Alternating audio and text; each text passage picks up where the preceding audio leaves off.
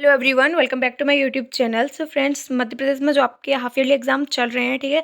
तो आज मैं क्लास 5th हिंदी का पेपर है, तो उसका फुल सॉल्यूशन लेकर आई हूँ, ठीक है। तो आप लोग ये देख सकते हो, आपका जो पेपर है वो 60 नंबर का आता है, ठीक है। समय आपको 2.5 घंटे का मिलता है। सबसे पहले अपन देखते हैं सही विकल्प, ठीक है। थोड़ा मैं इसको छोटा कर लेती हूँ, ठीक है। तो सही विकल्प चुनकर लिखिए।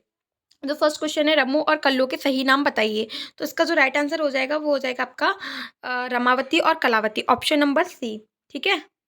इसका राइट आंसर है ऑप्शन नंबर सी। और इस पे जो आपको ब्लू टिक दिख रहा है, तो इसको देखकर मत करना, क्योंकि ये पहले का भरा हुआ है पेपर किसी का, ठीक है। तो मैंने ये मैं जो बता रही हूँ आप उनको ही दिखना। उसके बाद 7 शब्द का मानक रूप क्या है। तो इसका जो राइट आंसर हो जाएगा वो हो जाएगा आपका सत्य, ठीक है। उसके बाद अंग्रेज मुझे छू भी नहीं सकते, मैं आज़ाद हूँ और आज़ाद ही मरूंगा। ये किसने कहा था? ये चंद्रशेखर आज़ाद ने कहा था। उसके बाद है तीव्र का विलोम शब्द क्या होगा। तो इसका मंद होगा, ऑप्शन नंबर सी। उसके बाद है चषक अत्र शस्ति। इस वाक्य में चषक का अर्थ है घड़ा, ठीक है। घड़ा हो जाएगा इसका। तो ये आप लोग देख सकते हो, टिक द करेक्ट ऑप्शन। उसके बाद आपके जो आते हैं वो रिक्त स्थान आते हैं, ठीक है। ये सभी क्वेश्चंस 1-1 नंबर के, यानी कि 5 नंबर के हैं, ठीक है। और उसके बाद आप लोग देख सकते हो चंदन की माँ का नाम, ठीक है। तो चंदन की माँ का नाम क्या था? पन्ना थाय, ठीक है। इसमें हो जाएगा आपका पन्ना थाय, पन्ना धाय, ठीक है। उसके बाद है प्रशंसा शब्द का विलोम शब्द उदास, या फिर आप निंदा भी कर सकते हो इधर, ठीक है, निंदा। उसके बाद है रमू और कल्लो कल्लो परीक्षा में पास हो गई, ठीक है। इधर क्या लिखेंगे अपन? पास हो गई, ठीक है। इधर पास हो गई। चंद्रशेखर आजाद चने वाले को इकन्नी, ठीक है, इकन्नी लौटा आए, इकन्नी लौटा आए। नप्र का समानार्थी शब्द राजा है, ठीक है। उसके बाद आते हैं आपके अतिलघु उत्तरीय प्रश्न, क्वेश्चन नंबर 11 से 16 तक। तो लक्ष्मण ने रावण के किस पुत्र का वध किया था? इसका पहले का जो हो जाएगा वो हो जाएगा आपका मेघनाथ, मेघनाथ, ठीक है। उसके बाद है आपका कालाक्षर भैंस बराबर कहावत का अर्थ है। तो इसका अर्थ है मतलब बिना पढ़ा लिखा, ठीक है। पढ़ा लिखा ना होना, ऐसे कर सकते हो आप, पढ़ा लिखा ना होना, पढ़ा लिखा ना होना। मेरा नया बचपन कविता में कवित्री को बार बार किसकी याद आती है। तो देखो, इसकी जो कवित्री हैं वो सुभद्रा कुमारी चौहान जी हैं, ठीक है। और इसमें उनको अपनी बचपन की याद आती है। किसकी किसकी याद आती है? उनको बचपन की याद आती है, बचपन की याद, ठीक है।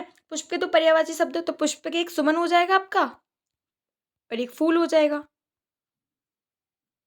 सुमन, कुसुम, कुछ भी कर, सॉरी, एक कुसुम हो जाएगा, ठीक है। ऐसे चाहे कुछ भी कर सकते हो आप, 2 पर्यायवाची बतानी है, मतलब पुष्प के ही बतानी है।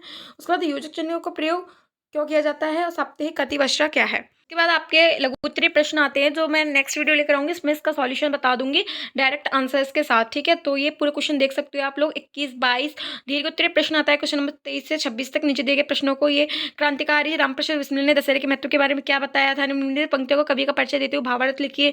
कोयल काको, ये पूरा देख सकते हो। क्वेश्चन नंबर 25 में आपका गद्यांश है, ठीक है। तो गद्यांश को पढ़कर आपको उत्तर देने पड़ते हैं। जैसे आप ये गद्यांश मैं आपका करवा देती हूँ, ठीक है। इसी में जैसे हाथी सबसे भारी भरकम पशु है। जंगली हाथी जहाँ भी आते, पहले सबसे पहले आपको क्या करना पड़ता है, ये आपको पढ़ना पड़ता है पूरा, ठीक है। तो जंगली हाथी जहाँ भी आते हैं, सारा परिवार झुंड के रूप में जाता है। असम के हाथियों का झुंड एक नए जंगल की ओर चला, उन्हें एक बड़ा सा तालाब दिखाई दिया। तो हाथी कैसा पशु है? हाथी सबसे भारी भरकम पशु है। तो पहला जो आपका गद्यांश का आंसर हो जाएगा वो इधर से इधर तक हो जाएगा, ठीक है। तो आप अपने आंसर में इधर से इधर तक पहला कर सकते हो। उसके बाद हाथियों का झुंड कहाँ चला, तो आप इधर देख सकते हो, जंगली हाथी जहाँ भी जाते हैं सारा परिवार झुंड के रूप में जाता है। असम के हाथियों का झुंड, तो इधर से देख सकते हो, असम के हाथियों का झुंड एक नए जंगल की ओर चला। तो ये दूसरा वाला आंसर इधर से इधर तक हो जाएगा कि एक नए जंगल की ओर चला। हाथियों को क्या दिखाई दिया, तो आपने पढ़ा था अभी इधर, हाथियों को क्या दिखाई दिया? उन्हें एक बड़ा सा तालाब दिखाई दिया। तो आप इधर लिख सकते हो कि हाथियों को एक बड़ा सा तालाब दिखाई दिया। तो तीसरा आंसर आपको इधर से इधर तक हो जाए। हाथी कहाँ रहता है, तो हाथी कहाँ रहता है? हाँ, जंगल हाथी जहाँ भी रहता है, सारे परिवार एक झुंड में रहता है, ठीक है। तो एक झुंड में रहता है, आप इधर से इधर तक इसको कर सकते हो। 4 वाला आंसर, ठीक है। उपरोक्त गद्यांश का शीर्षक क्या है, तो उसका शीर्षक आप हाथियों का झुंड लिख सकते हो, या फिर हाथी लिख सकते हो, ठीक है। तो इसका शीर्षक हो जाएगा। तो क्वेश्चन नंबर 25 मैंने आपको इधर ही कंप्लीट करवा दिया। उसके बाद आता है आपका क्वेश्चन नंबर 26, जो